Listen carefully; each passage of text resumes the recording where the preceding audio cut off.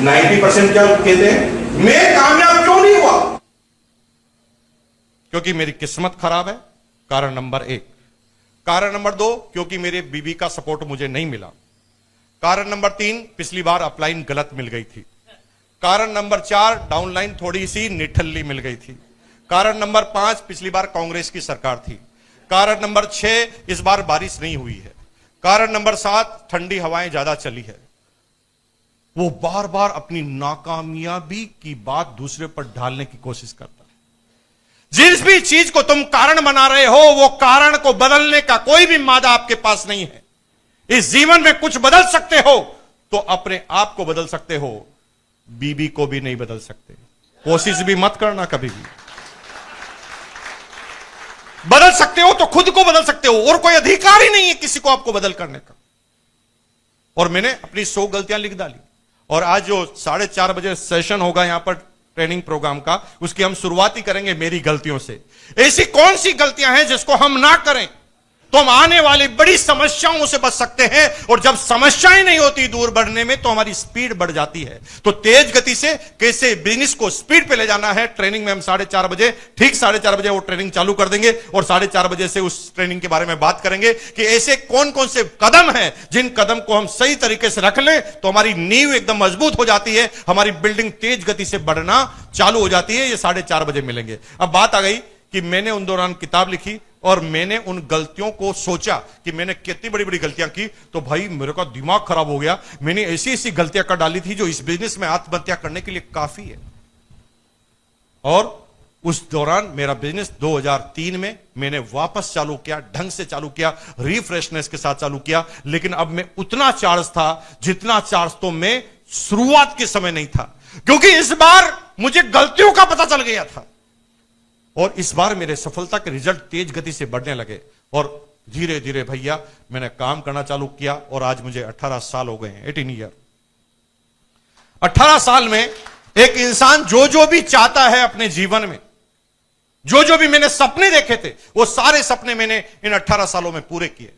आदमी के काम करने का जो सही वक्त होता है, उन 18 सालों में मैंने पूरी जिंदगी इस बिजनेस में लगा दी। मुझे नहीं आता। कई लोग नेटवर्किंग के विशेषज्ञ होते हैं, मेरे से कई बार बात करते हैं कि साहब मैं बाइनरी प्लान में काम कर रहा हूं, कोई कहता मैं रिफाइनरी प्लान में काम कर रहा हूं। मुझे अभी तक भी पता नहीं है बाइनरी क्या होता है और रिफाइनरी क्या होता है, क्योंकि मुझे जानना ही नहीं है। मैं क्यों जानूं? मेरे को जो काम करना है उसमें मेरी ज्ञाता होना चाहिए। पड़ोसी के घर में क्या हो रहा है उसके ज्ञाता बनोगे, आपका घर बिगाड़ोगे। आपके घर में क्या हो रहा है उसकी जानकारी आपके पास होनी चाहिए। हां, आरसीएम की कोई प्रश्न पूछे, मेरे पास हर प्रश्न का उत्तर आपके पास मिल जाएगा, लेकिन कोई और प्रश्न का आंसर आता ही नहीं मुझे, क्योंकि उसकी जानकारी में लेना पसंद ही नहीं करता, जानकारी लेना उचित ही नहीं समझता। काम करना चालू किया, 18 साल हो गए मुझे भाई साहब। 18 साल में क्या मिला है? अरे मेरे भाई, एक आदमी जीवन में जो भी सोचता है, एक समय जो मेरी चॉइस होती थी ना जीवन में, वो आज मेरी मजबूरी है। क्या सपना होता? सपना यही तो होता ना कि लंबी सी गाड़ी होनी चाहिए, कार होनी चाहिए। ऐसी कार होनी चाहिए कि लोग बाग देखकर ही आंखें खोले हुए रह जाए कि इतनी लंबी कार साहब की। मेरे भाई, मैंने पहली मारुति 800 ली थी लोन पर, और जब मैंने कार ली थी ना, इतना खुश था। मेरे पूरे खानदान में कभी किसी ने कार नहीं खरीदी। मुझे लगा कि मैं तो सांप बन गया हूं। मैंने कहा कि इस मौके को मैं छोड़ूंगा नहीं, और इस मौके में कोई कॉम्प्रोमाइज नहीं करूंगा। तो आपको आश्चर्य होगा कि उस कार का मैंने 4 पंडितों से मुहूर्त कराया। मैंने कहा भाई, पंडित भी कोई गलती कर दे मंत्र मंत्र बोलने में, रिस्क नहीं लेनी चाहिए। और 3 दिन तक अपने सारे रिश्तेदारों के यहां घूमा, सिर्फ कार बताना चाहता था उनको कि देख मेरे पास कार आ गई। ये मेरा पहला कार लेने का समय था, मैं जिंदगी भर नहीं भूल सकता उसको। फिर लगा थोड़ी कामयाबी के बाद कि ये छोटी कार पड़ गई, तो मैंने बड़ी कार ले ली। 4 कार तक मैंने लगातार उन कार को मन से लिया, चॉइस से लिया, और जब भी मैं कार लेता था तो अपने आप को गौरवान्वित महसूस करता था कि मैं एक बड़ा आदमी बन चुका हूं। और जब कारें आती जा रही थी तो एक समय ब्रेक इवन पॉइंट टूटने से ऐसा आ गया कि ये सारी कारें तो अब एक एक महीने में 2-2 खरीद सकता हूं मैं। तो कारों के प्रति क्रेज ही खत्म हो गया। ये गुलाब जामुन का क्रेज तभी तक होता है मेरे भाई जब तक गुलाब जामुन मिलते नहीं। लेकिन अगर आपको गुलाब जामुन की दुकान में ही भर्ती कर दिया जाए पूरे दिन भर, तो क्रेज धीरे धीरे खत्म हो जाता है।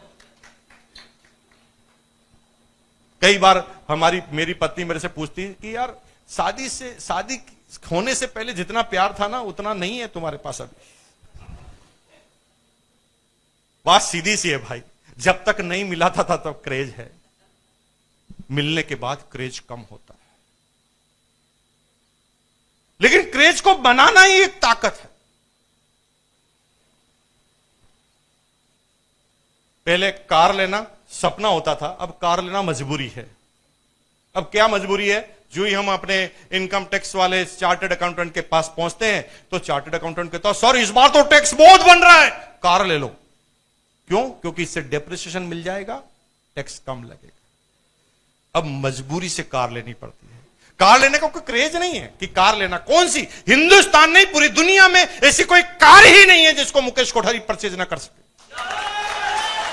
लेकिन कार का क्रेज नहीं है। लोग कहते हैं यार कभी आप स्विफ्ट में घूमते हो, कभी किस में घूमते हो, आपको बड़ी सी कार लेनी चाहिए। कोई क्रेज नहीं, कोई सी भी कार ले सकते हैं, कभी भी ले सकते। कार का क्रेज नहीं। एक दिन कार मजबूरी से, एक दिन कार इच्छा से लेते थे, अब कार लेना हमारे लिए मजबूरी है। हर साल खरीदनी पड़ती है, कंपनी में 2-3 कारें हैं। और नई अपने को डिप्रेशन चाहिए तो रिश्तेदारों को हम ले लेके देते हैं लोन कि भाई तुम ले लो इस कार को, पैसा मैं चुका दूंगा, तुम चलाओ, तुम क्या मूल दे देना मुझे। मजबूरी हो गई। पहला मकान बनाने के लिए प्लॉट खरीदा था भाई साहब 1,25,000 रुपए में, D421 आजाद नगर भीलवाड़ा के अंदर। सोचा था कि एक सपनों का घर बनाएंगे इसके ऊपर।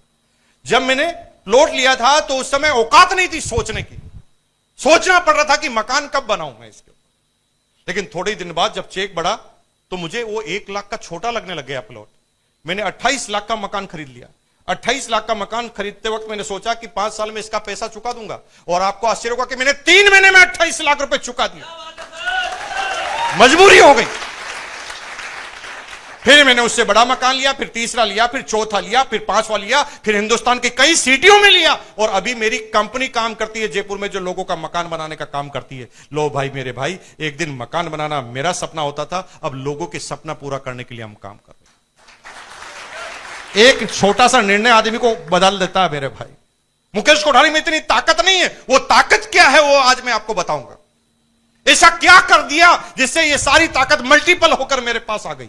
यही चीज समझाने के लिए मैं आज आपके बीच में आया। आप में मेरे में अंदर नहीं है ब्लड ग्रुप, आप चेक करा सकते हैं, बीपी को मेरे चेक करा सकते हैं, मेडिकल चेकअप करा सकते हैं। आपके और मेरे अंदर कोई अंतर है ही नहीं। एक दिन यही लड़का ऐसे ही बैठे बैठे टुकुर टुकुर किसी आदमी को सुन रहा था, और आज आप मुझे सुन रहे हैं। ये एक प्रोसेस है। इस प्रोसेस को जब आप बदलेंगे तो एक दिन आपका भी नंबर इसी जगह पर आ जाएगा। लेकिन बिलीव होना जरूरी है। बिलीव होगा तो होगा, अगर बिलीव आपको नहीं है तो होगा ही नहीं। सपना होता है कि मेरे बच्चे ना बड़ी से बड़ी महंगे से महंगे स्कूल में पढ़े। भाई मेरी एजुकेशन कहां रही पता आपको? वार्ड नंबर 10, भीलवाड़ा की वार्ड नंबर 10 स्कूल है, उसमें सालाना फीस हुआ करती थी 5 रुपए। 1 साल की फीस बता रहा हूं भाई साहब, 1 महीने की नहीं बता रहा हूं, सालाना 5 रुपए की फीस हुआ करती थी। उस गवर्नमेंट स्कूल में मैं पढ़ा हूं 12वीं क्लास तक। एक ड्रेस मिलती थी मुश्किल से पूरे साल की। अब बार बार एक ही ड्रेस पहनोगे तो जल्दी फट जाएगी। होता क्या था, ड्रेस फट जाती थी, मां एक कपड़ा लेती थी, फिर लगा देती, ठाक। खूब पड़ा है। साल में एक बार चप्पल दिलाई जाती थी मुझे, लेकिन चप्पल आधे टाइम होती नहीं थी तो पहनने की आदत ही नहीं थी। तो जहां पर भी चप्पल पहन के जाते थे, खाली पैर वापस आ जाते थे, चप्पल ही भूल जाते थे। ये जिंदगी हमने जी है। मुझे वो दिन याद है अच्छी तरह कि मेरी मां हम सारे बच्चों को पढ़ाती लिखाती थी, स्कूल के पैसे अरेंज करती थी, तो मकान से ज्यादा किराया कैसे आए, इसलिए वो सारे कमरे किराए पर देने के लिए हमें सर्दी के समय भकारी में सुला देती थी। भकारी क्या जानते जानते हैं आप? जानते हैं, राजस्थान के लोग हैं। नाल के ऊपर, सीढ़ी के ऊपर वो जगह छूट जाती है उसमें भकारी, जिसमें हाइट नहीं होती। तो आप ये मत सोचिए कि जो आपको पता है, जो आपकी जिंदगी मेरी नहीं थी। मैंने पॉजिटिव लिया और मैंने सोचा कि मैं इसको बदल डालूंगा, तो मैंने बदल डाला। जिस दिन आप सोचेंगे बदलना है तो बदल डालोगे, नहीं तो जिंदगी भर पीछे रह जाओगे।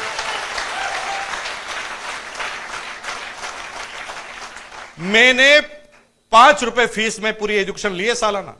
मेरी गुड़िया जब चौथी क्लास में थी उसकी 7 लाख फीस थी बीट्स में, बिरला इंटरनेशनल स्कूल किशनगढ़ में। अभी वो इसडी में पढ़ती है, इंटरनेशनल स्कूल डिजाइन इनोवेशन। सालाना 25 लाख रुपए तो उसकी फीस है, खर्चा 5 लाख अलग, 30 लाख रुपए। मुकेश कोठारी में इतनी ताकत है, 30 लाख रुपए केवल एक बच्चे के एजुकेशन पर खर्च कर सके। नहीं मेरे भाई, ये सिस्टम का कमाल है, ये निर्णय का कमाल है, ये सही समय पर सही निर्णय का कमाल है। मुझे वो दिन याद है जब बीबी जाती थी मेरे साथ, हम किसी पार्टी में जाते थे, शादी में हमें जाते थे, तो मेरी वाइफ को ना गहनों का बहुत शौक था। मेरी वाइफ ना पूरे दिन भर यही देखती थी कि इसने गले में क्या पहना, इसके कान में क्या पहना, इसमें नाक से, पूरे दिन भर नजर रहती थी। और ना मेरे की बिल्कुल भी इच्छा नहीं होती थी, फिर भी मेरे कौन ही लगाती थी, चलते चलते टक लगा के धीरे से कहती, देखो उस लेडीज के गले में हीरे के हार को देखो कितना चमक रहा है, और तुम ये पता लगाओगे इसका पति इससे कितना प्यार करता होगा। मुझे अभी तक समझ में नहीं आया कि हार का प्यार से रिलेशनशिप क्या है, लेकिन वो ताना कसती थी कि देखो वो कितना प्यार करता है, हीरो का हार पहनाता है, तुम कितना पढ़ते हो, तुम साबित करके बताओ। मैं उस समय अपनी गधे की तरह गर्दन नीचे कर लेता था, क्योंकि कोई तरीका नहीं था। वो कहती थी कि भाई कितना अच्छा हार है, मैं गधे की तरह गर्दन नीचे करता था। गुस्सा बीबी पे नहीं करता था। 90% लोग क्या है, गुस्सा बीबी पे कर देते हैं। अगर आप कर रहे हैं तो गलती कर रहे हैं मेरे भाई, उल्टे पुल्टे डायलॉग बोल देंगे। मैं अंदर ही अंदर सोचता, यार मैं इतना निकम्मा क्यों हूं, मैं क्यों नहीं ला सकता। मन ही मन सोचता था कि मैं दिला के रहूंगा एक दिन। अपने काम के तरीकों, अपने मकसद को और बदल लेता था, और तेज गति से स्पीड से काम करना चालू कर देता था।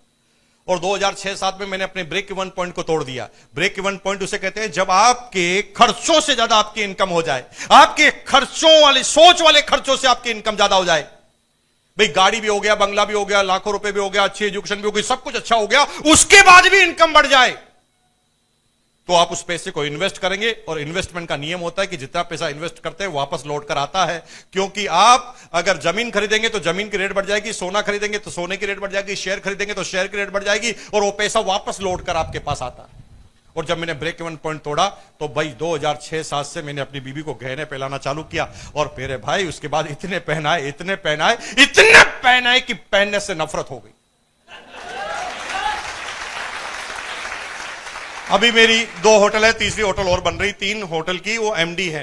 होटल ग्रुप में मेरा कोई लेना देना नहीं है। मेरी होटल का जो 3 स्टार होटल का ग्रुप है उसकी एमडी और मैनेजिंग डायरेक्टर, और गले में एक सोने की चेन तक नहीं पहनती, और चेन केवल पहनती है और जब भी सबसे बारीक वाली वो भी केवल त्योहार के दिन पहनती है, क्योंकि उस दिन उसकी सास के पास उसको जाना पड़ता है।